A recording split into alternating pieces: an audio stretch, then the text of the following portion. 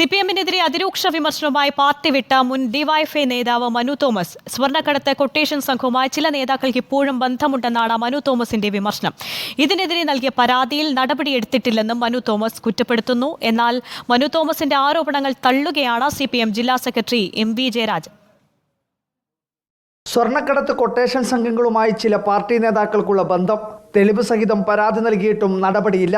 മുൻ ഡിവൈഎഫ്ഐ കണ്ണൂർ ജില്ലാ പ്രസിഡന്റും സിപിഐഎം ജില്ലാ കമ്മിറ്റി അംഗവുമായിരുന്ന മനു തോമസ് പാർട്ടിക്കെതിരെ നടത്തിയത് ഗൗരവ സ്വഭാവമുള്ള വിമർശനം. ഒരിക്കലും സംഭവിക്കാൻ പാടില്ലാത്ത ചില കാര്യങ്ങൾ പാർട്ടിയുമായി ബന്ധപ്പെട്ട് നിൽക്കുന്ന ആളുകളുടെ ഭാഗത്തു നിന്നും നടന്നിട്ടുണ്ട് എന്നുള്ളത് പകൽ പോലെ വ്യക്തമാണ്. എന്തെന്നാൽ അത് പൂർണ്ണമായി തിരുത്തപ്പെട്ടിട്ടില്ല. ഞാൻ പൂർണ്ണ സംതൃപ്തനല്ല ഇത്തരം കാര്യങ്ങളിൽ. സംസ്ഥാന സെക്രട്ടറിക്ക് നേരിട്ട് പരാതി നൽകി. നിയോഗിച്ച അന്വേഷണ കമ്മീഷനും പ്രഹസനം.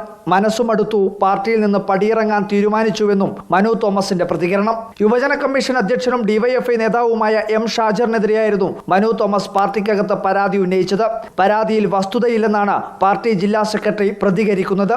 പാർട്ടിക്കെതിരായി കൊട്ടേഷൻ സംഘത്തെ സഹായിക്കുന്നവരാണ് ഇവർ എന്ന് തോന്നുന്ന വിധത്തിലുള്ള പ്രചാരവേല ഒട്ടും അഭികാമ്യമായ ഒന്നല്ല. എന്നു മാത്രമല്ല, കൊട്ടേഷൻ പ്രവർത്തനങ്ങളിൽ ഏർപ്പെടുന്ന ഒരാൾക്കും CPIM-ൽ യാതൊരു സ്ഥാനവും ഉണ്ടാവില്ല എന്ന് പരസ്യമായി പറഞ്ഞതാണ്. പാർട്ടിയിലെ ഒരു നേതാവും കൊട്ടേഷൻ പ്രവർത്തനങ്ങളെ സഹായിക്കുന്നില്ല. മനു തോമസിനെ പാർട്ടി പുറത്താക്കിയിട്ടില്ല, സ്വയം വിട്ടുനിന്നതാണ്. അംഗത്വം പുതുക്കാത്തതിലുള്ള സ്വാഭാവിക നടപടിയാണെന്നും പാർട്ടി വിശദീകരിക്കുന്നു. പാർട്ടി അന്വേഷണത്തിൽ കണ്ടെത്തിയ എല്ലാ കാര്യങ്ങളും പുറത്തേക്ക് പറയാൻ പാർട്ടിക്ക് കഴിയില്ലായിരിക്കാം. എന്നാൽ എന്തുകൊണ്ട് മനു തോമസ് പാർട്ടി വിടേണ്ടി വന്നുവെന്ന് അണികളെ ബോധ്യപ്പെടുത്തേണ്ടുന്ന ബാധ്യത പാർട്ടിക്ക് തന്നെയാണ്. Reporter Arjun Kalliad, in reporter, Kannur.